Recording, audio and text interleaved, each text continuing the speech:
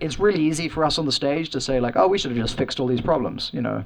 But the reality is, okay, so we're going to spend the money on defense, right? Where does it come from? Because the British public is very supportive of Ukraine, very supportive of giving things to the Ukrainians so that they can defend themselves. But if it comes to, well, let's raise taxes, right?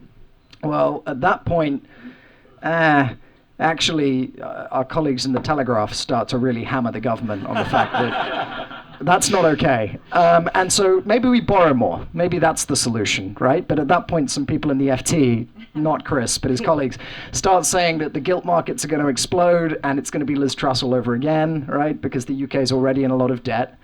And so if you can't raise taxes to generate the money and you can't borrow to generate the money, how do you generate the money? Well, thank you all very much for coming, and thank you to the Frontline Club for having us. I probably shouldn't say this, given that the Telegraph organised its own event last week, but this is possibly the favourite panel I've ever moderated because of the distinguished names that are on it.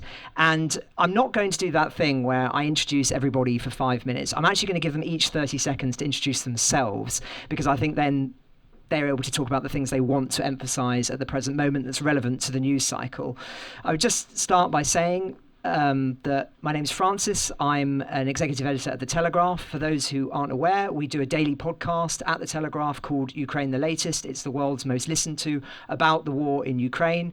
We travel there very often. We've featured every person on this panel several times on the podcast over the years. And so if you're interested in following the war on a granular level, then I would highly recommend that you do listen if you don't. But we're going to be talking about security guarantees ostensibly this evening, but it's of course going to expand out. We're going to speak for probably around 45 to 50 minutes, and then we're going to go to questions from the audience. So there's going to be plenty of opportunity for everybody to get involved. But let's start then with an introductory from everybody. Arisia, you've got 30 seconds to introduce yourself.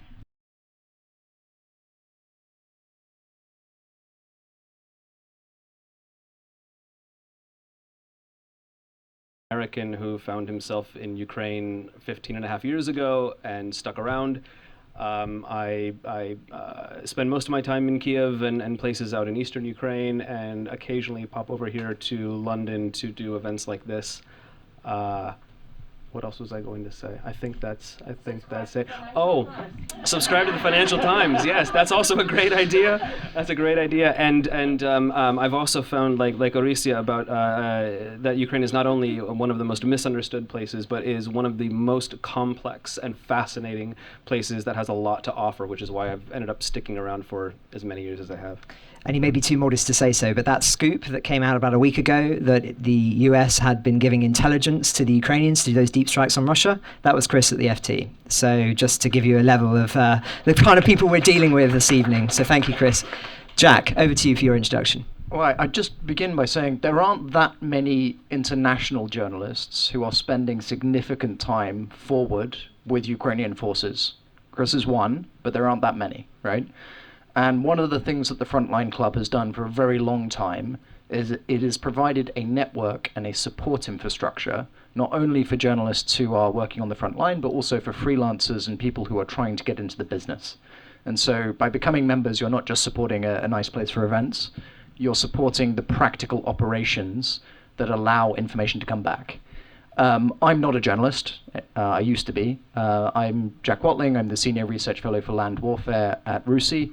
I am the least experienced person among the panelists when it comes to Ukraine in terms of time, but it's been my privilege for the last 4 years now to be working in Ukraine every other month, primarily with the Ukrainian armed forces. So I have a more military focus in my analysis, but hopefully providing a useful perspective. Well, thank you very much for those introductions, everybody. So let's dive in then. Security guarantees. Arisia, what does Ukraine want? And perhaps as a corollary to that, what does it need? Well, just to carry on from what Jack said, because I remember first time meeting him on the BBC BBC World Weekend program when he was explaining how to defend the city under siege. And I was horrified sitting there thinking that this might happen. This actually happened in Mariupol, and he helped to design a brochure for the mayors and the community leaders how to survive under siege. I'm saying this because this is exactly what Ukrainians don't want to live again at no time at all. Never again is something that was a slogan after the First World War. Second World War, we said never again the war. And Russia said their slogan is we can repeat. They are here to repeat great world wars as they presented by basically destroying nation states around them and incorporating them into the Russian imperial project.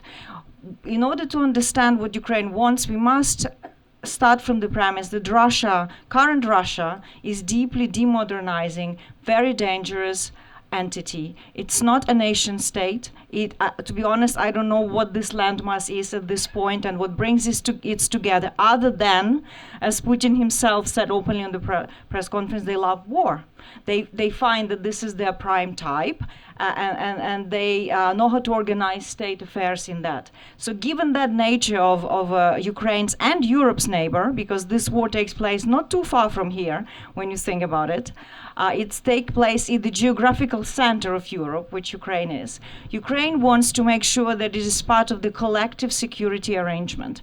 If you take a metaphor of a fortress, right now, we are sitting in the fortress, there are high walls, which we call NATO Article 5, and Ukrainians are down there in the swamps, defending against these, I don't even want to defend barbarians, defending against these barbarians, dying, struggling, doing makeshift army. Everybody is mobilized, and we are, supporting as much as we can. Not so much actually. For the 3.5 years of war, we've allocated around 300 billion only of assistance to Ukraine. When you think at the scale of this war, it's not so much. So Ukraine wants to be part of the fortress. It wants to be inside the walls.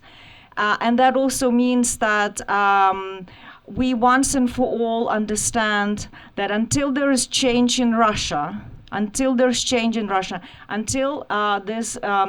dangerous ideological neo-colonial power is defeated, or it's substantially destroyed in its capabilities, degraded in its capability to wage war, there will be no peace in Europe. And if we are working on this premise together with European states, and preferably together with the United States, Ukraine can be secure and Europe can be secure.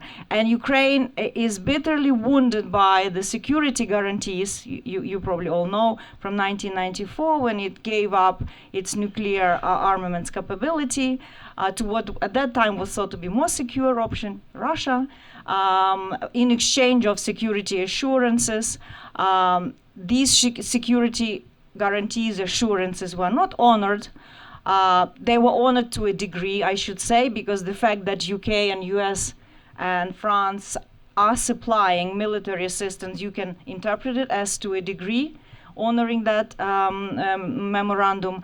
But they want to make sure that they are part of collective security and that they have military capability, which I'm sure Ukraine will have, to defend itself, and in the future to defend Europe is necessary.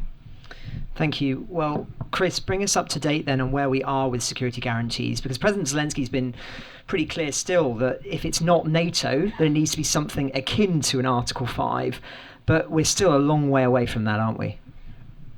Generally, yes. In short, we're still a long way from anything resembling an Article 5 type security guarantee for Ukraine. President Zelensky has been very clear that is Ukraine's ultimate goal, to get an Article 5 type security guarantee, if not NATO membership. And look, the Ukrainians are not, under any illusions. They believe that they know that NATO membership is still a long ways off.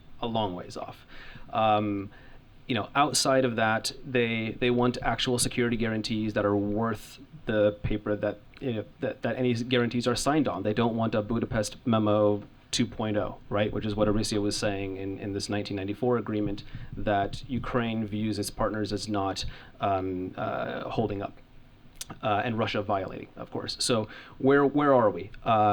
Ukraine right now, and the sort of premise for this event tonight was, when we were discussing what we should discuss, was how Ukraine can best guarantee its security, its sovereignty, and its independence. And I think what the Ukrainians now believe, first and foremost, is creating and building its own extremely strong military. And then beyond that, having its key partners, the UK in particular, France, Germany, countries like the Baltics, which have a very important and unique perspective on this war, as well as the United States, to the greatest extent possible. Feeding it with the financing it needs to build its production capabilities, to send whatever military equipment and materiel are possible, to support it in any way it can, to essentially create this sort of porcupine state, right? So the Ukrainians actually look at Israel as actually being a model in essentially creating a state that is so full of advanced weaponry and is so strong that it's going to dissuade Russia from going or from trying to go any deeper into the country or to launch any new invasion of the country going forward. Right now we are seeing a grinding ground offensive for Russia that is really costly, and them moving to an escalation in its air war, where it has a greater advantage. It has missiles that are capable of reaching any corner of the country. It has the ability to produce hundreds, if not thousands of drones on a monthly basis, which it uses almost nightly to attack Ukraine. And Ukraine is now playing catch up. But, oddly enough, Ukraine wants to be doing what Russia is in that sense, in producing that type of long-range weaponry. But it needs guarantees from its Western partners to help it produce these at a much greater capacity, as well as the promise that they will come to its defense if Russia is to launch any kind of further large-scale attack in the future. Mm. Now, there's been a lot of talk in the coalition of the willing, or sometimes called the coalition of the unwilling, or the coalition of the spinning, that we need to have a reassurance force for after a ceasefire. So much of the conversation is about after a ceasefire. But there is an illogical position there, because you could argue that disincentivizes the Russians to stop, because they know that if they do have some sort of ceasefire, that you're going to see Western troops then moved in, according to all of these proposals that are being talked about at the moment. So when it comes to that, Chris, what would your response be to those voices who are saying that the only conversations that are relevant for the present moment are those about what happens after a ceasefire? Well, I think it's important to talk about what happens after a ceasefire, but I think what's first and foremost, the most important thing is to actually get us to a place where we can have a ceasefire. And what we are not seeing right now is enough pressure applied on the one person who can actually stop this war, and that is Russian President Vladimir Putin. And so all of the discussions around security guarantees and a ceasefire and what happens after it, what Ukraine looks like after a ceasefire, what a long-term solution looks like, all requires us to consider and create some kind of plan to get Putin, to press Putin to the negotiating table. And right now, there's nothing that I have seen.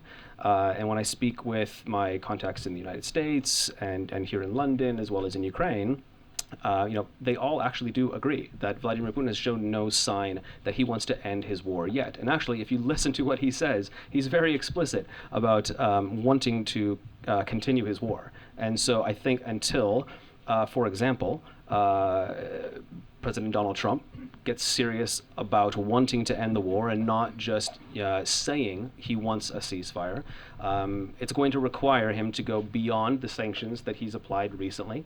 It's going to go beyond providing long-range weapons to Ukraine, because a long-range missile system like the Tomahawk, we're not going to be able to provide, we being the United States, in such a great number that it's going to be a game changer. There's no weapon, maybe Jack will disagree, but I don't think he will. I think I'm safe enough in saying that there's no game changer weapon that's going to bring Putin to the table. It's going to be a collective pressure campaign from the United States, possibly led by the United States, maybe preferably, followed by European partners, to get Putin to decide that the war is too costly to continue.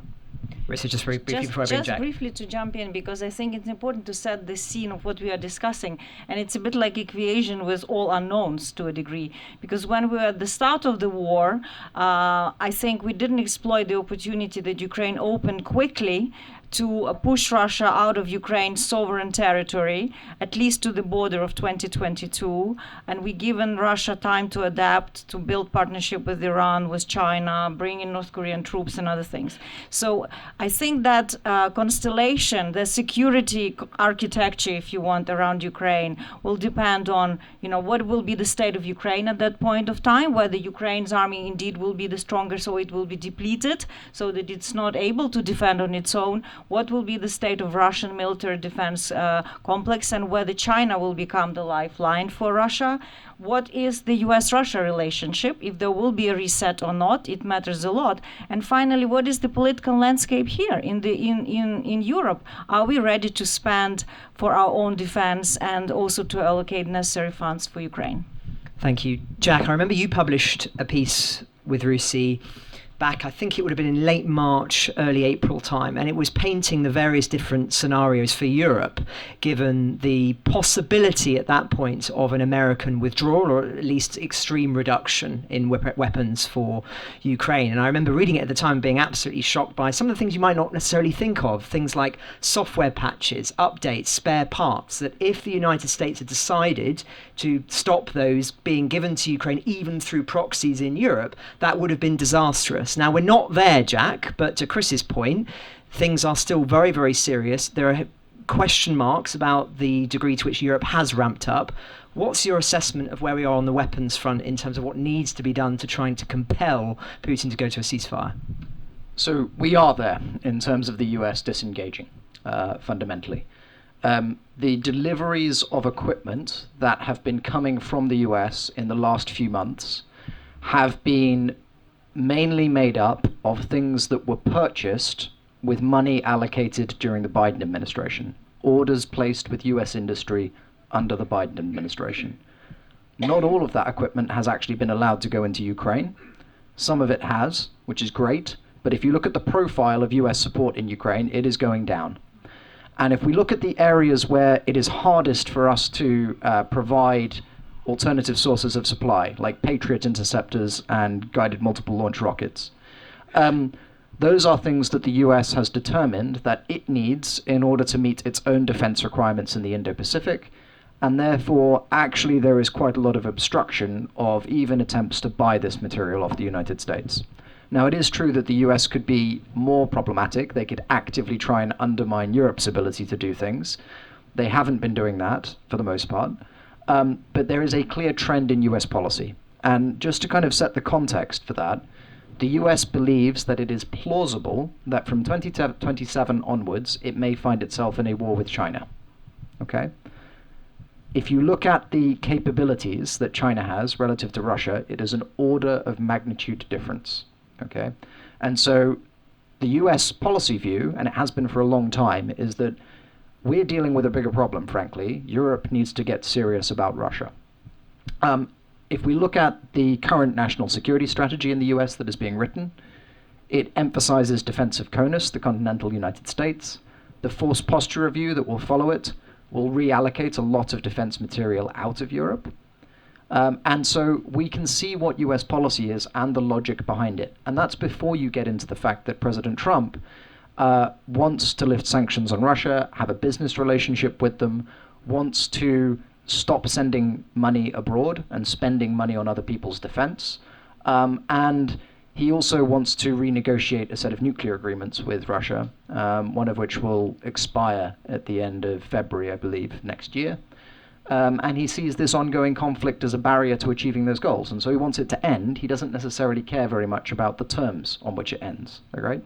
So there is an element to this, which is that Europe gets very tied up with, are the Americans going to do this? Are they going to do that? They've told us what they're going to do. We can have a conversation about the speed at which it happens. We can have a conversation about the kind of sharp turns in the road that might happen in terms of intelligence sharing and other things that can be very problematic. But we need to be planning on the basis that this is what is going to happen. That's the base case. So I think honesty with ourselves is the first critical element. And the other thing there is that Europe has not pulled all of the levers that we could. There is a lot of very strong rhetoric in European capitals, but if we take the idea that we're going to apply maximum pressure against the Russian economy, all right, fundamentally the Russians are basically dependent on oil exports as the backbone of their ability to generate capital, revenue that they can spend, which is how they are continuing to generate volunteers for their military to sustain this war. Now, the majority of Russian oil exports go through the Baltic Sea. It's about 80% of their maritime exports of oil go through the Baltic Sea, and therefore through Danish territorial waters. Right? Now, the argument that is made is that because of an agreement signed in, I think, 1857, between France, Germany, Russia, not Germany, Prussia, Russia, the UK, and some Hanseatic states that don't exist anymore, like some small German principalities. Hamburg, yeah. So this treaty essentially said that commercial shipping through the straits shouldn't have tariffs levied on it by Denmark, right? That's what it said. Okay, that's cool. We don't have to levy tariffs on shadow fleet Russian vessels that are moving oil, but we could very easily have all the Baltic states, or states on the Baltic coast, minus Russia, agree a new convention, which is that in order to come into this closed sea, you need to meet certain safety standards as ships. You need to have insurance. You need to have working auxiliary power systems. You need to have, a hull that's not rusting to pieces. You need to have crew that are actually certified to perform the tasks of running a ship, for example, right? We could agree that as an international convention. And on the basis of that, we could stop ships going towards the Straits of Denmark, and we could check. And what we would find is that all of these Russian ships are uninsured, often even unflagged completely. They haven't been maintained. They are breaking down of their own accord half the time, and they pose a major ecological risk to the Baltic Sea. Right? Now, if we did that, we would deliver a hammer blow to the Russian economy. And that's one example. I could give many more, right? But the reality is we haven't done it. So there's a lot more we can do to bring about a mutually hurting stalemate, which is the precondition for a ceasefire. And then all of the other conversations become relevant. I just want to stay with you one more question, Jack, before going to Chris and then Arisia. On the question specifically of weapons procurement and the expansion of factories in Europe and our purchasing of weapons, where are we on that level? So compared to what Ukraine needs. Yeah. Funding is starting to match rhetoric, right? In that money is now flowing into the defense sector around Europe, less so in the UK, but elsewhere it is. And that is bringing about results. We're seeing the orders and we're seeing the output. The big problem is that we spent a year not doing that. We put the money into trying to stabilize energy prices.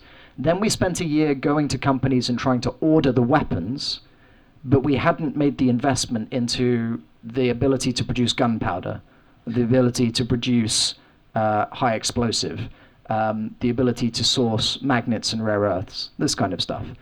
Batteries, for example. And so a lot of the time what we did was we put money into companies that then competed with each other for a very limited source of base second and third order requirements or materials. And so we just drove up the price of weapons without really getting any more weapons. Then people realized that was a problem. And so investment has now started moving over, and we start to see factories being built to produce missile motors, warheads, etc. And so the trend line is positive, but we've wasted a lot of time. We can't supply everything Ukraine would need to get an optimal result. We may be able to supply, with the help of some non-European partners, enough to keep Ukraine in the fight. And then there are some things like air defense interceptors and so on, where we're going to struggle. And Ukraine is going to have a very, very hard winter. And that's a result of some Ukrainian mistakes and our mistakes as well. So the picture is not catastrophic, but we need to stop making own goals. Thank you, Jack. Chris, a stark picture painted by Jack there, particularly with the positioning of the United States and the fact that Europe may be facing now the reality of them, if not going tomorrow, certainly fading out in their support in a very, very serious manner. What do your contacts in European capitals say when you put to them that question of, are you aware that this is what you're facing? Well, to be honest, it's more often my probably European colleagues at the FT that put more questions to them. But when I put the questions to them, I don't think they like how I ask the question, because I know more about what's happening on the ground in Ukraine and the reality of not providing what is sitting in storages or in Europe, or what has been discussed but not produced. Right? The Europeans are aware of what is happening and the challenges that Ukraine faces. I think, to build on what Jack was saying, and to maybe say it in a very succinct way, I think it just takes more courage. Honestly, it's been 3.5 years since this war began. I think a lot of people counted out the Ukrainians early on, which we've now come to know, and many of us knew before, like, should not be done. The Ukrainians always have a way of surprising us. And so I think, part of the hesitance is nobody really wanting to stand up and take the lead. They're afraid to do so. They're happy to talk about what happens after a ceasefire, but again, not to do the hard work to get us there. And I think they're also thinking, the Ukrainians are now so resilient, they can take care of themselves. And so I think that they're also holding out hope that if they can just funnel money into Ukraine and sort of, give them a little push and a pat on the back, that the Ukrainians can deal with the security guarantees without them providing the assistance that the Ukrainians have asked for the last 3 years. Arisia, do you think that Ukraine can do that? Well, first, I think, Chris, and all of those who travel and go in Ukraine, you see the level of anger that the Ukraine has at the time wasted and this kind of self-deterrence. There is this feeling that Ukraine is being only allowed, at the beginning. First, nobody believed Ukraine could fight. Then they say, okay, you just fight with one arm tied behind your back. Then, okay, maybe now you can fight with two arms, but just with sticks. And, but your sticks should be very short. But you're not allowed to fire inside Russia. Russia. To throw your stick, but they take a small stick while your adversary has intercontinental ballistic missiles. So I think Ukrainians are losing patience. They are angry. But the question is, how do they direct this anger? And of course, what Chris says, and I see that as well, there's a lot of ingenuity, right? When Ukraine lacked artillery munition, it started using drones. Now, 80% of soldiers that are wounded and killed on the battlefield are from drones. But it still doesn't take away for us a serious security challenge, where Kubilius said most recently on the 20th of October in Denmark that Russia is now in 3 months produces more ammunition than all NATO with United States combined in 1 year. This is the fact. And this war has reached or is reaching an industrial scale. And we've, by our inaction, led for it to be the war of attrition, right? And this is what Russia is comfortable with. Right? They're okay. They say, okay, we have bigger resource. We have China. We have North Korea. We can win over Ukraine in the war of attrition. So I'd say, what is our strategy? Why are we letting Russia design this war that is comfortable for Russia? And that is not just courage. I think that's also lack of strategy. And if you don't have a strategy for the end game, it's very hard to make operational plans for the military to deploy certain things. And this is, I think, where is a big problem. We now need to understand US is disengaging. We need to rearm. Ukraine needs to find new qualitative technological advantage, I think, together with the West. And that this is our security at stake, not just Ukraine. We hear Europe say for as long as it takes, but to do what? We're still 3.5 years in, do not have a clear articulation of what our strategy is. But Chris, you want to jump in? I was just going to add one thing on the frustration that Arisia mentioned. There is frustration on the Ukrainian side. There is also frustration on the European side. One thing that I do hear now is the Ukrainians can do more themselves that they're not doing. And one of the points that they bring up often is the manpower issue. Ukraine has struggled to mobilize enough soldiers and young ones, physically capable ones. The average age of a Ukrainian soldier right now is 45 years old. They're desperately short of infantry troops. What they have done in terms of producing drones is fantastic, but drones, as Jack can tell you and probably better than I can, cannot hold territory and cannot fight off advancing Russian infantry forces.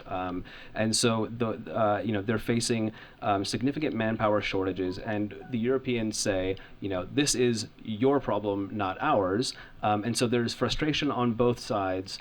And that's just one of the points of contention. I think I do just want to jump in, and I know there are some colleagues from HMG who work in government in the audience, and I want to stick up for them actually, because it's really easy for us on the stage to say like, oh, we should have just fixed all these problems, but the reality is, okay, so we're going to spend the money on defense, right? Where does it come from? Because the British public is very supportive of Ukraine, very supportive of giving things to the Ukrainians so that they can defend themselves. But if it comes to, well, let's raise taxes, right?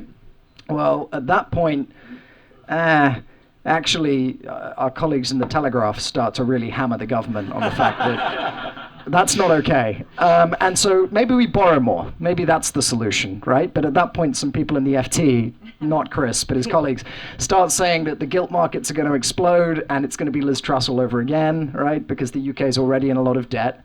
And so if you can't raise taxes to generate the money and you can't borrow to generate the money, how do you generate the money? Well, you're going to have to move budget lines from within government. We can talk about eliminating the international aid budget, but actually some of that was being used to support Ukraine, and it's a pretty small budget, so you don't get very much in defense terms from it. So where are the big pots of money in government? Well, it's healthcare, and actually it's pensions, right? And it's other things like welfare. And so plugs the gap in the short term, maybe. We can get onto that. But the fundamental point here is that if we start doing that, then all of the Labour MPs and the majority and the government majority who were really supportive for Ukraine and like making good speeches suddenly start undermining government policy, right, and won't pass the bills in the House of Commons. So there is a reality here, which is that we haven't had an honest conversation with ourselves about what we need to do to make the outcome in Ukraine happen that we want. And it does actually require us to dig a little bit deeper. And that's on us as a public, not as just a criticism of ministers or MPs. Just to add one thought on that, I was recently reading, as I'm sure many of you have in this room, Churchill's Memoirs of the Second World War, The Gathering Storm in Volume 1.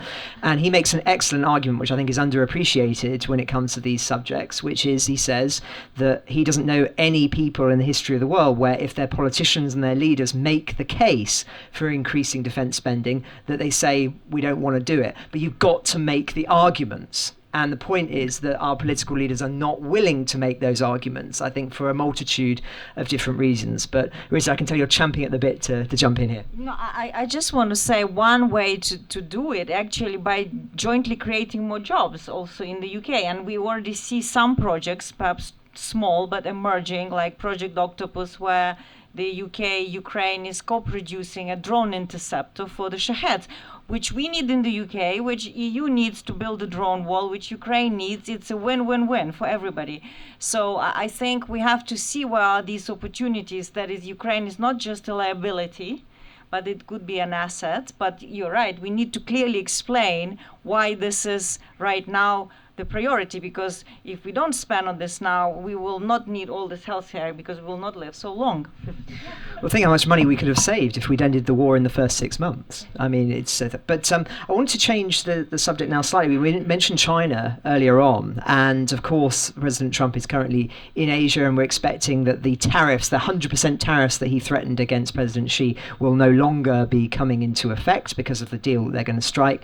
And of course this speaks to what Jack was talking about earlier on, which is that the US priority is shifting and Europe is in danger of being left behind. And of course, Ukraine is a part of that. But we also had another blow this week, which is that Belgium blocked the plan for the sanctions money to be used, the frozen Russian assets to be used in order to help fund Ukraine's military. It may only be a delay that will last a few weeks and months, but of course this is really, really serious because many people expected that this would be going through and then go to the G7, and that we would see a bit of a spiraling effect that would solve the money problem, at least in the short term. Chris, what's the latest that you're hearing on this? Exactly what you said. You want to have insider knowledge? I wish. No.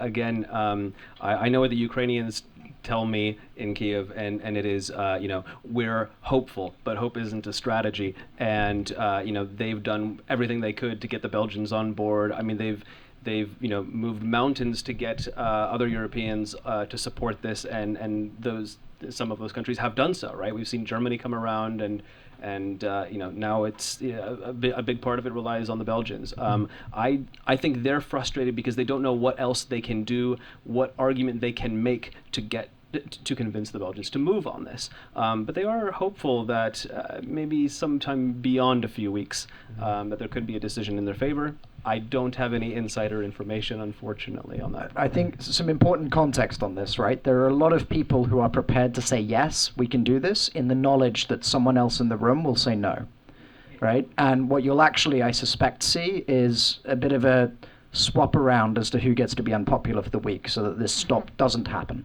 all right? And the reason for that is that countries are fundamentally very concerned at the idea that we establish a precedent in the international financial system where whatever assets you hold in another country, if I have a dispute with them and I'm not even at war, I can just help myself to that money, right? For whatever historical reason I like, right? And I've decided. Because if that's the way that we do business internationally, then maybe India decides that actually it is going to take reparations for what the UK did when it was in charge of India, right? Maybe we start seeing reparations being seized from European states for slavery, right? And it goes the other way too. And so if you establish this as the way that the international economy works, be aware of what comes back at you, okay? And I think for that reason, I think countries are going to continue to delay this measure, okay? Which I wish we could use that money, but we have to be realistic about what is actually holding this up. It is a fear of the consequences. And Politico did some great work today, I think, in their playbook where they talked about the plan Bs which are being put forward, which involves loans from countries that are willing. But of course, that is not the idea. It's about finding something that's a safe legal middle ground that means that we can generate capital for Ukraine now. But it's complicated. It's very, very, very complicated. And actually, in defense of Belgians, which I rarely do, but I think they want to share risks. There are other jurisdictions where there are Russian sovereign assets, and the ideal solution, of course, would be to do it at the G7 level.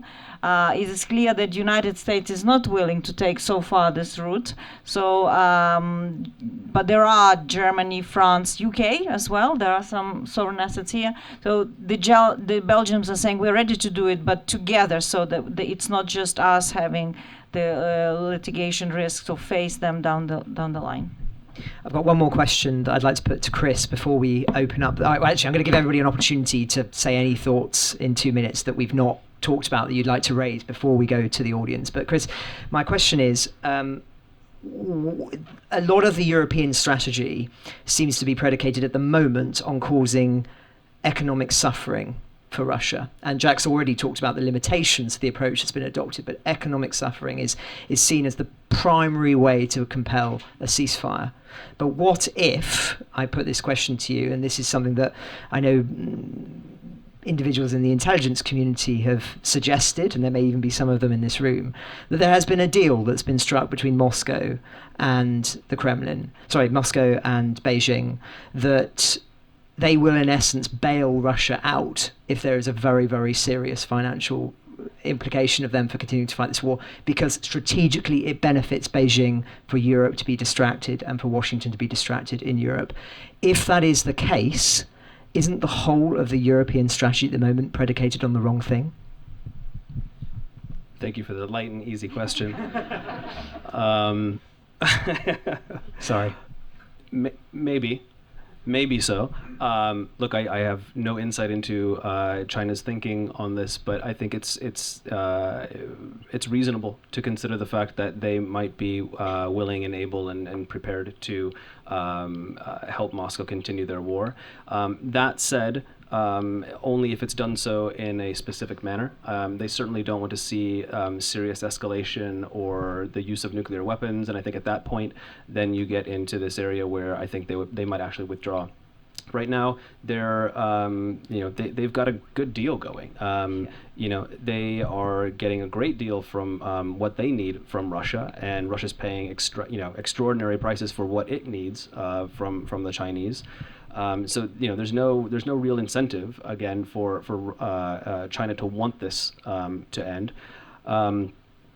So I guess that is to say, in short, yes, that might undermine the Europeans' plan of weakening Russia economically. However, I think they're still staking quite a large claim in it and thinking that it could work. And we're seeing the Ukrainians chip away at Russia's war machine through its own deep strikes right now. And I think many people, myself included, were a bit skeptical of these and whether they would wield such an impact, and that we would see the results of that, right? With Russian exports the way they are now, and gas prices and long lines at the pumps across Russia. We saw the Biden administration try to warn the Ukrainians off of this deep strike strategy back in, I guess it was March of 2024. The Ukrainians, perhaps rightly, sort of dismissed that and have only ramped it up. And so, this is something that not only allows the Ukrainians to show initiative, but it is working alongside the European plan to make the Russian economy pay for its war. Thank you. So on Ukraine the Latest, we always have an opportunity for our guests to offer final thoughts, and usually it's about subjects that are on their minds that may not be on ours. So Jack, I'll start with you. I know you've just written a new report for RUSI which gets into areas that we've not actually talked about tonight, so perhaps you want to mention that, or anything else you want to talk about. I won't talk about that, but I'll talk about manpower. So we always talk about Ukraine's manpower challenge. The reality is there are enough Ukrainians to fight. But the Ukrainian training system and personnel management system is failing to turn manpower into the necessary number of infantry. All right, and that's something that we can help the Ukrainians solve. It is fundamentally solvable. And if you can show the Russians that rather than Ukrainian infantry and force density being on a downward trend, which the Russians can look at the trend line and say, at some point, this is going to snap, right? It stops being a stalemate. It's just not viable. If you can show that actually Ukraine can expand the number of infantry, right, then Russia's calculus changes about its future prospects. At the same time, the Russians have been fighting this war by paying bonuses to people, and so they have been achieving their recruitment targets with volunteers. And so the contract between a Russian soldier and the state is, look, you signed up for this, you had a choice, and you got paid pretty well, and your family is going to get paid well if you die. All right? Which means that for a lot of Russians, they don't look at the suffering of their soldiers as something that was imposed by the state on their people, and therefore something they should be outraged about. They look at it as, well, these guys kind of chose it, and they're getting loads of money. This is not a recruiting model that the Russians are going to be able to sustain forever. And I would suggest that they are going to start running into recruitment issues faster than most people think, like quite imminently. And at that point, it's not just economic pressure. It's also that the Kremlin starts to need to be more coercive in how it gets the numbers to be able to keep up this offensive. And if they start coercing people into service again, as they did once before, then the contract with the soldiers and with the society changes, and the political risk increases for the Kremlin. And if at the same time you have shortages of petrol, you have a perception that this war is not going to end anytime soon because the Ukrainians have solved their manpower issue, right? You have a view that, okay, the Chinese are bailing us out, but actually the long-term trend here is that Russia is becoming more and more controlled and indebted to the Chinese. Then you can start to shift the view of whether Russia can win and what it gets out of this. And that's what we need to do. We need to think about how the Kremlin looks at its prospects, because we have the ability to turn the dial, but it requires multiple dials to be moved at the same time. Thank you, Jack. And we don't have an infinite amount of time to do it, right? Because at the moment, the Ukrainian manpower issue will become critical at some point. Mauricio. Yeah, I think it's important to look at this, because you asked about whether aren't we making a wrong bet just by exercising economic warfare sanctions. I think if we are just doing that, yes, it would be a wrong bet. I think it's a bit like like a combined arms operation. It's the same. We need to have a variety of tools that we deploy. And I think one indicator and one factor which is we are often afraid to talk about is system stability.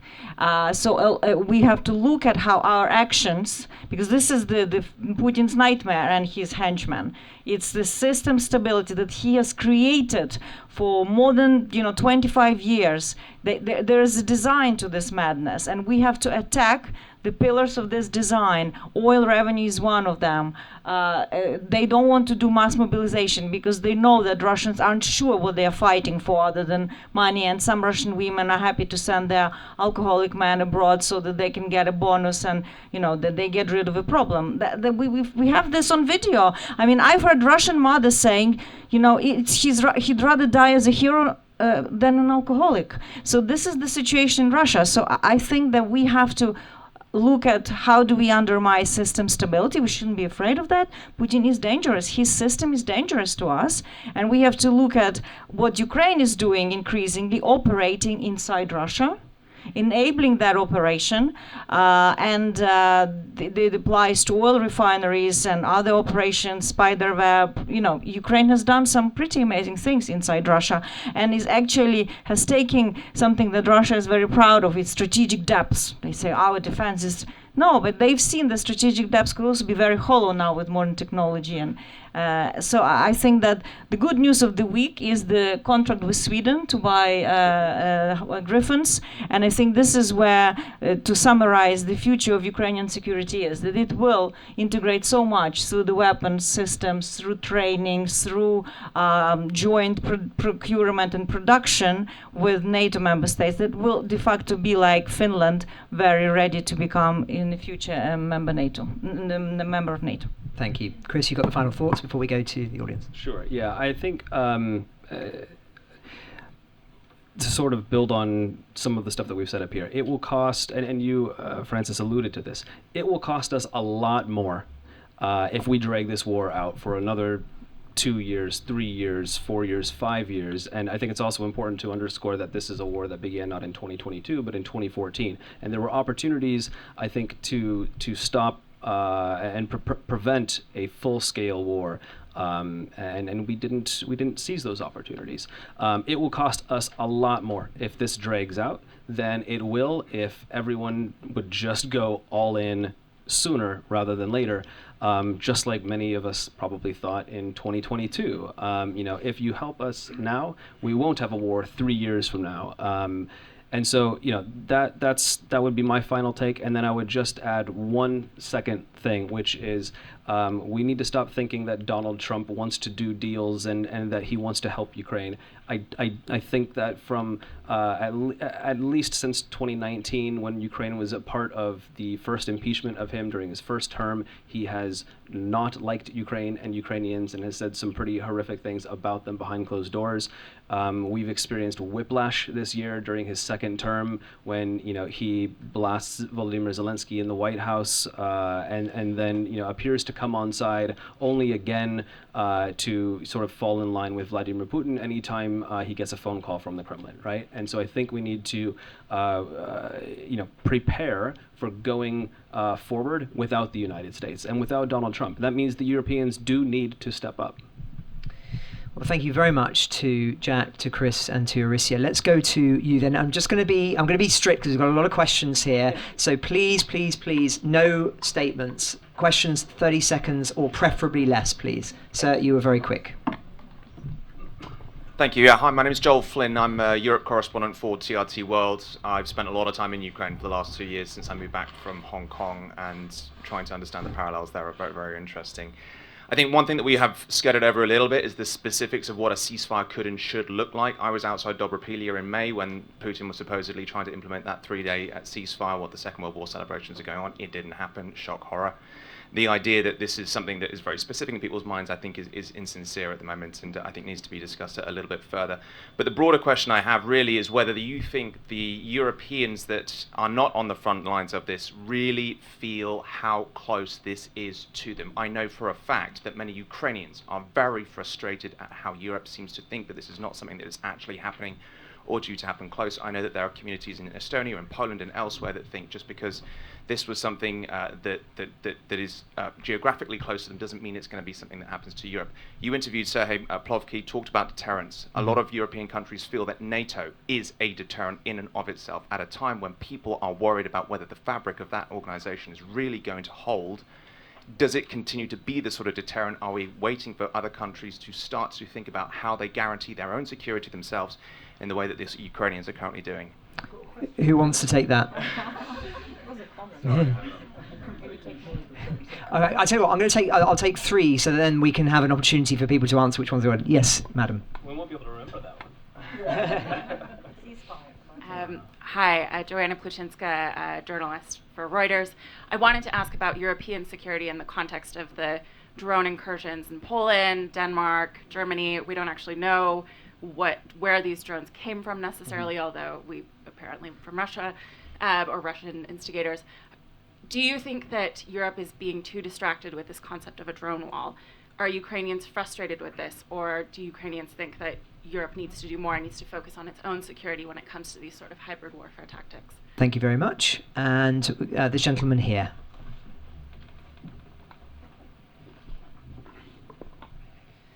Thank you. Question, Luc Marchand, Resilience and Reconstruction. Question for Dr. Watling. There's obviously, with the talk of Ukraine having a strong army as a guarantee, there are pockets of excellence within the Ukrainian army, obviously, as you discussed in your recent paper, but there are also brigades that have been left behind. There are, as you mentioned, issues with the training system and similar. Aid often focuses on weapons. How can Ukraine's partners help to build a more qualitatively even army that fixes these issues in training, allocation of manpower and similar, the organizational factors as well as the material? Thank you. Okay, thank you very much. Jack, do you want to take that one first? Sure. So really the Ukrainians have to build the foundation for us to be able to help on that one. A lot of work has been done to train Ukrainians outside of Ukraine. You can't move the equipment there in time because they need it at the front, so you don't have equipment to train on. There are other issues with doing it that way, and if we're not close enough to the problem, we don't understand necessarily all the tactics that need to be learned. So the training needs to happen in the country. The problem there is that the Ukrainian corps, they haven't had an echelon above the brigades for a very long time as a tactical echelon, and so their ability to rotate the brigades in a rational way off the front so that some of them can be taken off, rebuilt, trained, moved back in, has not really been there. Which means that you get units rebuilt while they're in contact, and then you have the problem that Chris was talking about, where the guys who show up haven't had enough training, they're too old, it's really complicated. And actually what we're seeing is that on the one hand, Ukraine has made progress by creating the corps, but the Ukrainian High Command keeps ripping units out of one corps, throwing them into the main axis that's a problem that week, and then sending them back and taking another one. And so the corps commands are not really building up a set of units that they own that are responsible for a particular geography that would allow them to create that system. Now, if the Ukrainians can implement that system, there is something that their international partners can start supporting and plugging into and expanding the capacity to train. And that would be a really positive step. But the reality on this one is that there are issues in the fourth generation system that we cannot solve for Ukraine. Just very briefly, on NATO, NATO is a deterrent. The Russians don't think it would be a walkover, and they have tried very hard to limit escalation directly with NATO during this war. They've tried to keep it very localized, except in unconventional operations. that is not something that we can take for granted, right? And the Russians have also been working very hard to politically fracture NATO. And if it is a case of Russia versus a portion of NATO, then the equation is very different. Yeah, and so on the one hand, we should have confidence in NATO as a deterrent and in our collective capabilities. But it is also behoven on us to make sure that we are not hollow in our capabilities. We can execute what we say we can execute. And we are also developing the systems we need to deal with future threats. And that comes to your point about, yeah, we do need to learn how to intercept UAVs at a reasonable cost of exchange, right? Mm-hmm. But we are, because as Arisia mentioned, Project Octopus was spearheaded by the UK, working with the Ukrainians, and it's now delivering a system which is optimized for that task across the alliance. So we're putting the things in place, right? Sometimes we're not very good at messaging our successes. Thank you, Jack. Arisia, one of the other facets to that question was the ceasefire. Go ahead. Yeah, it's a tricky question because I think nobody wants peace more than Ukrainians. Ukrainians are exhausted, both military and civilians. But ceasefire could be like a poison and a remedy. It depends on the action that accompany it and the conditions of the ceasefire.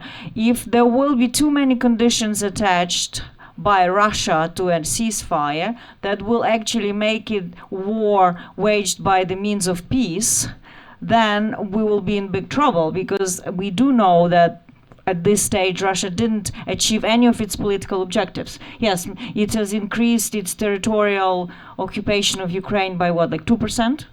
I mean, less, 1%, after losing nearly 1 million dead and wounded. I mean, it's mind-blowing, right? But it hasn't achieved any political objectives. If they agree to the ceasefire, they will be pursuing those political objectives in some other ways. And we have to be prepared, Ukraine and its allies need to be prepared to act in that space, which we are much less skilled, I would say. And this is where I think we should have clarity about what are risks associated with the ceasefire and manage it. Thank you, Chris. On any of the questions? Anyone? Sure. Well, you asked how Ukrainians feel about the drones, right? I think a lot of Ukrainians would say, we told you so. This would happen. You should have heard us. One of the solutions that has been discussed, or that the Ukrainians have promoted, is putting more air defense systems, surprise, surprise, inside of Ukraine to better defend those eastern parts of NATO and the EU, right? And so there are discussions about that with some of its neighbors on NATO, and to build on what Jack was saying, I think obviously countries like Estonia are the ones that people are concerned about, and what would happen if suddenly Russian soldiers crossed into Narva, right? And would Donald Trump? They will be shot. That's true.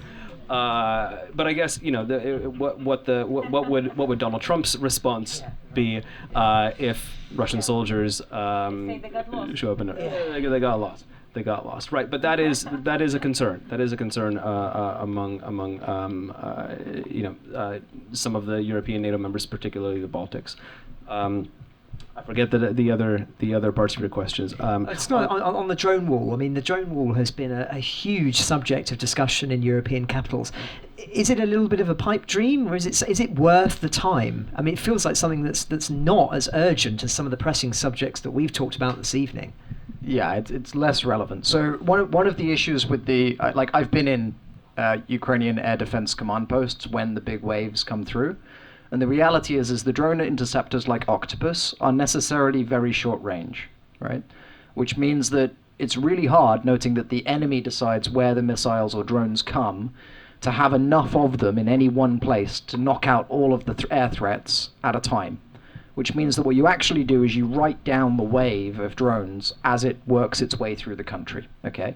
Now the problem for NATO is that in peacetime, if we are having to shoot down these drones over 150 to 200 kilometers of depth with all of these air defense systems, then it might be economical, but we still have to close our airspace. It's still economically really disruptive. Our airports still stop working, right, for that whole engagement. And so that's not a very good way of managing it in peacetime. In wartime, our response is going to be a little bit different to Ukraine's because we have air power, a massive overmatch in air power, and we are going to destroy the launch sites and the operators and the facilities that produce them, right? And the scale of strikes against Russian territory will be severe in a way that Ukraine doesn't have the tools to execute. And actually, we can't give Ukraine a lot of those tools, like for complex reasons. But so there is a risk that we put loads and loads of money into building a wall of drones, which is solving a problem where actually what we should be investing in is munitions that are suitable for destroying Russian air defenses from our aircraft. Thank you, Jack. Right, let's go for another three. This gentleman here, you were very quick to take your question up.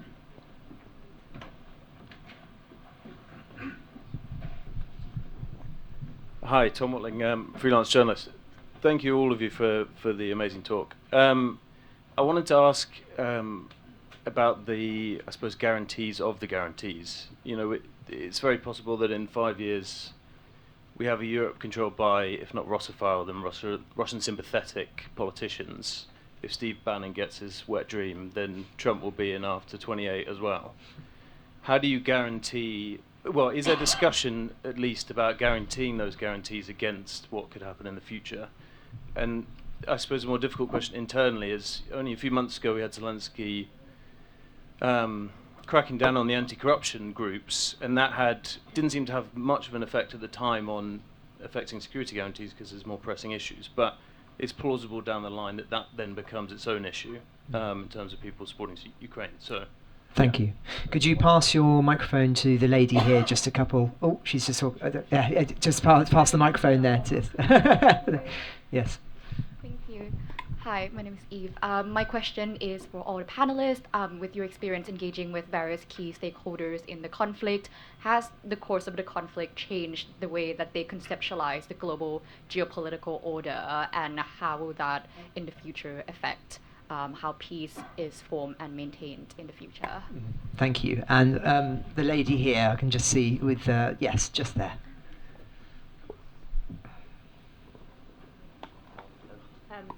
Lindsay Hills from Channel 4 News. This may be mainly for Jack, possibly also for Chris. A bit more analysis on the state of the Russian military. You talked about manpower, but it would be useful to know how strong or weakened you think it is at this point. Thank you very much. Right, who wants to go first with those three questions? I'll start with the Russian military. Let's go for it. Jack will jump in. He's ready. Yeah. You know, we saw a sort of bumbling Russian military in the first days of its invasion, and I think that led a lot of people to think, you know, that it was not nearly as big and strong and powerful, and you know, this incredible army that everybody had thought, and I think that's right-ish.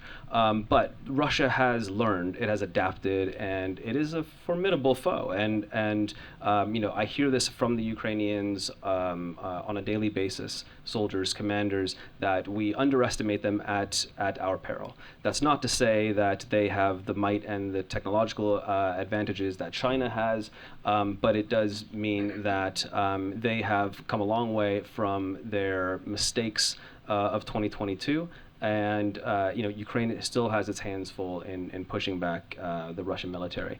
I forgot the other question. Well, if you want to jump in on the Russian Jack, why military, don't you jump in on the Russian military first? So, in terms of technical specialisms, like their missile forces, their artillery units, their electronic warfare units, their air defenses, they have significantly improved. They've also expanded the scale at which they field a lot of those systems. And they are both technically more capable in terms of the weapon systems and how they work, but also they are much better at employing those systems. If we look at Russian targeting cycles at the beginning of the war, they were slow and imprecise. Now they are pretty sharp. The Russians have also made a lot of progress in actually mirroring the Ukrainians and learning from the Ukrainians in things like UAV operations. and sometimes surpassing them. Surpassing them in some areas, and they are significantly ahead of most NATO armies in terms of UAV operations. And then the core thing in most militaries, which is your maneuver forces, the thing that all of those enablers are supposed to protect, it's not just that the Russians have got a lot worse, it's also that they've shown absolutely no interest in trying to fix the problem. And one of the most bizarre things in this war is that we keep seeing the combined arms armies and the divisions generate these plans, which when you look at them, you're like, okay, these plans were drawn by military professionals who know their business. And if they execute these plans, the Ukrainian military is about to have a really big problem, right? And then these plans get given to the regiments, and the regimental officers they've been promoted from the ranks. They've maybe had 2 months of officer training rather than the 6 years you're supposed to get as a Russian officer. They don't even know how to read the plans, let alone execute them. They have a bidding process with their men about who's going to go on the attack, and what actually is done looks nothing like what was planned by senior commanders. But what's reported upwards is, yes, we tried and implemented it, but resistance was strong.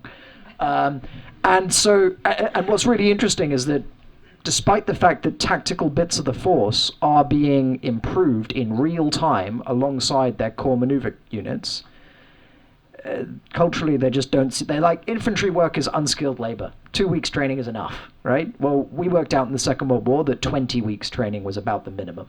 Yeah, and warfare's more complicated now.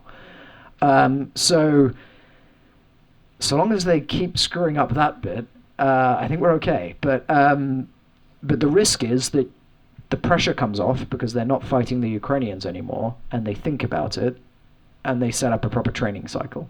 And at that point, they could become much more capable relatively quickly. Like, it will still take them 2 years to regenerate good infantry and 6 years to regenerate a junior officer corps. So it's not fast, but what that would give you is a steady rate of improvement in the Russian force if they were to actually grip the problem. So more dangerous over time. Thank you. Mauricia, domestic production, corruption, forgive me. Production, yes. I think there's been kind of a blessing in a disguise, these protests, and I think it's a significant victory for Ukrainian society that that proves that the course that Ukraine wants to take is genuine. You see, even with martial law, even with with total mobilization around the war aims, Ukrainians are willing to go and contest decisions as they should be in democracy if any other, legitimate, or so to say, institutional pathways are blocked. And this is what happened. There was a decision that wanted to undermine independence of anti-corruption institutions by giving excessive control to the Prosecutor General and security services of Ukraine. And Ukrainian young people fought it back. I don't know, the average age of a protest was probably 23 or 20, how much? I was there, they were teenagers. And Teenagers, university students who dubbed it the cardboard revolution. And interesting, I was told why it was cardboard, because some print houses refused to print posters because they didn't want them to be accused of undermining, stability and being accused of treason or whatever. So they just took these boxes, the Nova Poshta, which is the new post office. Everybody uses this service, it's genius service. You can even have it delivered to London, or if you want to send a parcel from London to Ukraine, it will happen literally in 4 days. This is your other endorsement. I had my son's Vyshivanka delivered for his graduation from Lviv in 4 days. It was in my post. I didn't even have to go anywhere. Genius, 20 quid.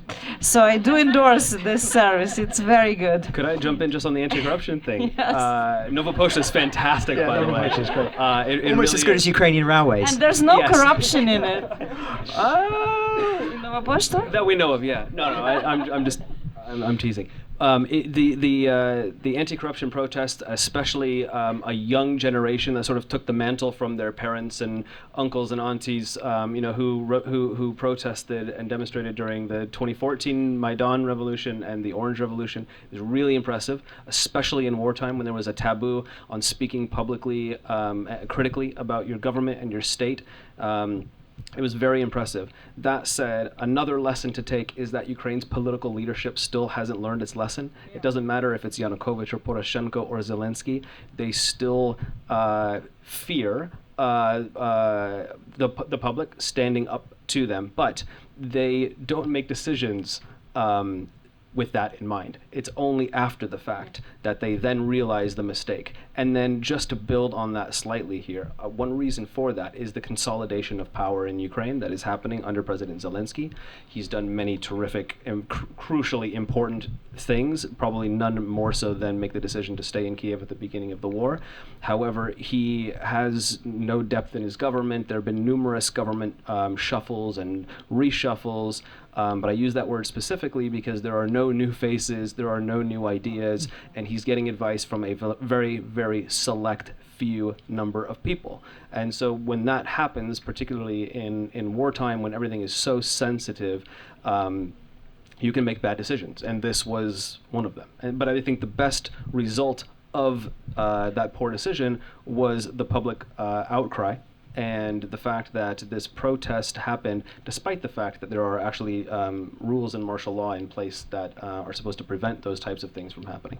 But it's interesting, beyond, I'll give a bit more scientific answer than the Nova Poshta, but we are running a recovery survey in Chatham House 3 years in a row now, asking most active part of Ukrainian civil society, activists, members of non-profits about recovery and where the risks and how they want to prepare for it. And one question is, what elements of societal resilience should be boosted now during the wartime, and how this should be done? And number one is reform of institutions and fighting corruptions. So you can clearly see the maturity of Ukrainian society, and I think it will be a protracted struggle between those in power and those who are, the constituents, and I think that the level of intolerance to corruption is huge. People are angry. You talk to young people, you see that they say, why are they driving these expensive cars, buying this property? And investigative journalists are amazing. They're going after them. They're getting all the reporting on the records, and they risk, because now they risk being drafted. If they poke their noses too much where they don't want them. And credit to Ukrainian journalists for actually being the ones who've uncovered state corruption even in wartime. It's not actually foreign correspondents like myself, but Ukrainian investigative journalists who have gone after the defense minister, for example, and forced his resignation and the resignation of others. I don't know if I'm allowed to do this, but I'd actually just like to answer your question, or at least comment on your question about the global order as a consequence of the war in Ukraine. I think it's very interesting that, obviously this is an obvious point, but that China are going to be watching this very, very closely as to what unfolds, and it's going to shape their reactions to Taiwan and the idea that the West, if it's shown that if you wait out long enough that you can get exactly what you want or some of what you want. And I think it's noteworthy, reflecting on the remarks by one of the Chinese dignitaries this week. He said over the weekend that if Britain wants to continue having strong diplomatic ties with China, then it must accept Taiwan as being at the core of that. I think the rhetoric that Beijing is now putting out around Taiwan is much stronger than it was, and it is being emboldened. That is why it is a tragedy, to refer to what we were talking about earlier, that Washington cannot see that the actions of China are closely intertwined with the actions and potential success of Russia. And if they don't recognize that, then they are in serious danger of making a war with China far more likely, because of the world that is created by the failures in Ukraine. But let's take another 3 questions. Lady here, first of all.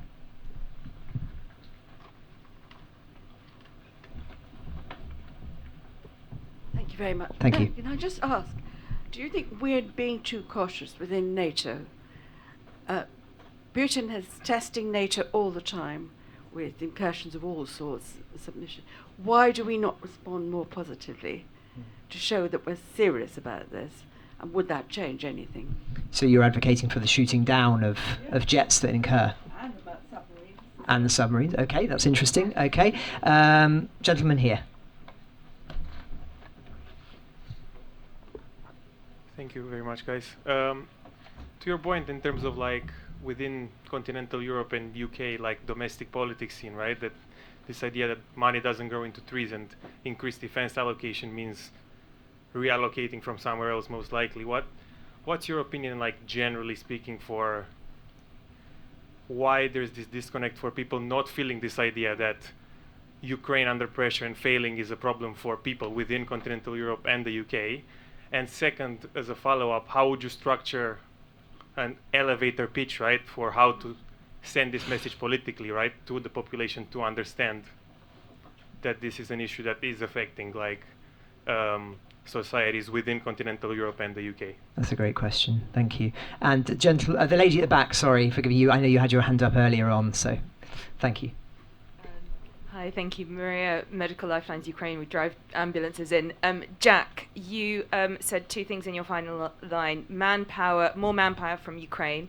I spend a lot of time in Kyiv. Not many men around. There's police stopping people on the streets. How are you going to do that? And Russian volunteering, breaking down. Why? Why is that going to happen?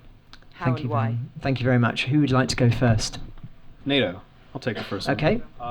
Yeah, I think NATO is being much too cautious. I think the one thing that Vladimir Putin does fear is NATO, at least as probably you and I view it, and most of us in here view it, right? As a significant, strong coalition of forces that have the capabilities of responding very strongly to Russia. I think NATO has kept Russia in check. I think things would have been much worse had there not been a NATO, or NATO had looked as sort of as I don't want to use the word fractured, but as an entity in question as we're sort of talking about it now 3 years ago, right? So I think, you know, the one thing that Putin does fear is a larger war with NATO. Certainly in their current state, they could not win a war against NATO, not certainly without China or another significant power coming to their aid. And so I do think that NATO needs to respond with greater force. And would that include the shooting down of jets, Chris? I think so. I think so. Look, we saw Turkey do it. I don't understand why others couldn't. And I think that could be a real deterrent. Mm-hmm.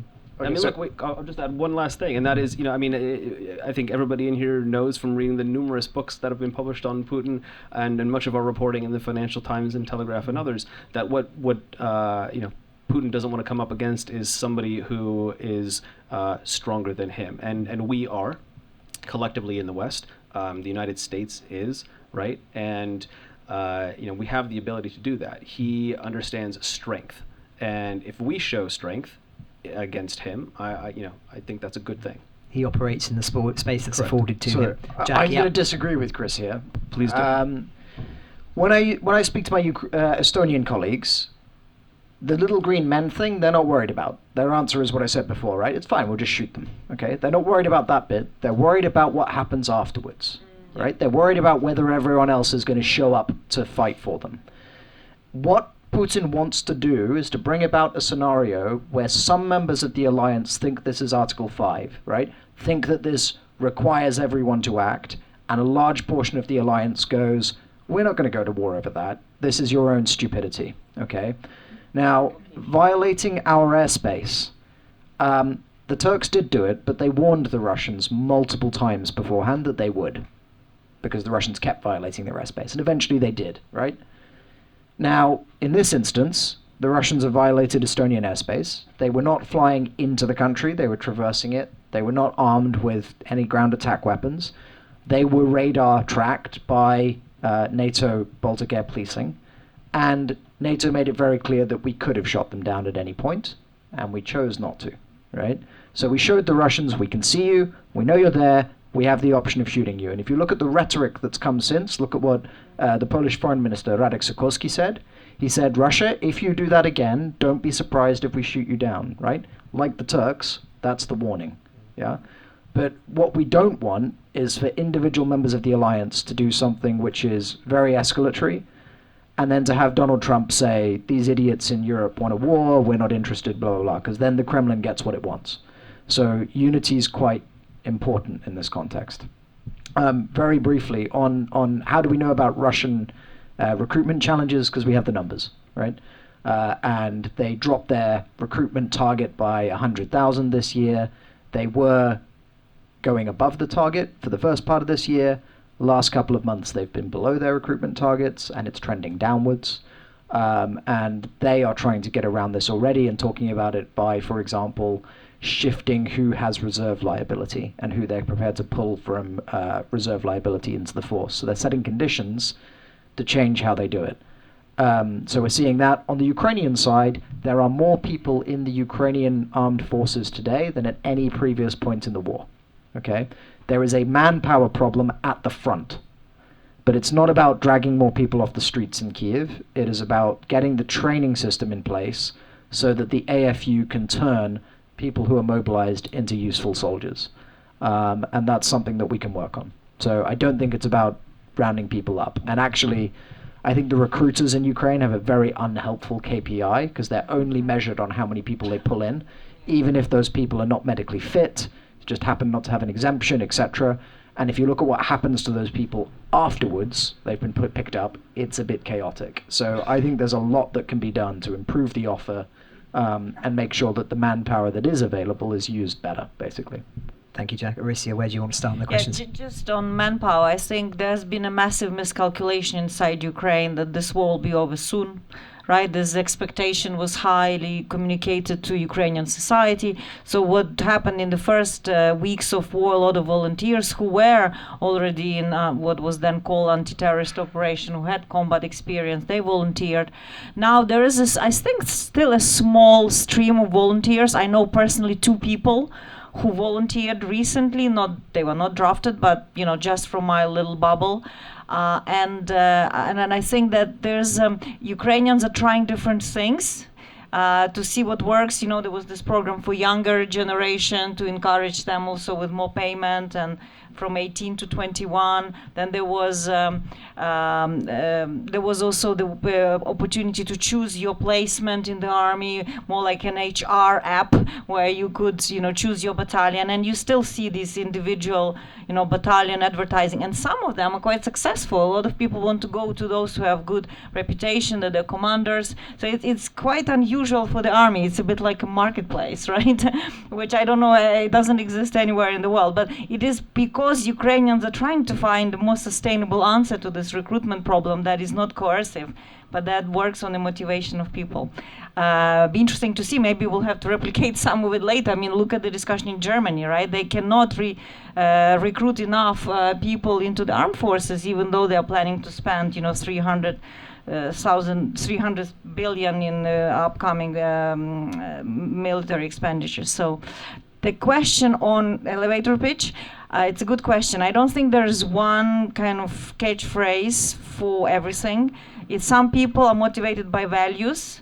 Some people, like in the UK, I think it has been a lot about the experience of the Second World War, how UK was alone standing to Hitler and how London was in the Blitz, so that resonates a lot with people.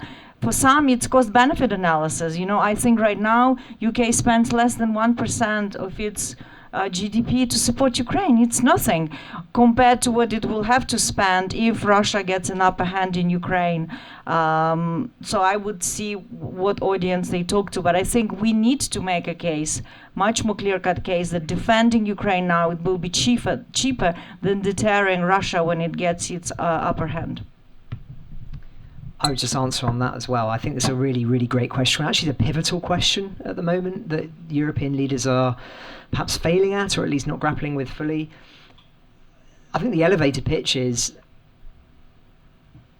the world you knew, the world you grew up in, is gone if Ukraine loses and Putin succeeds.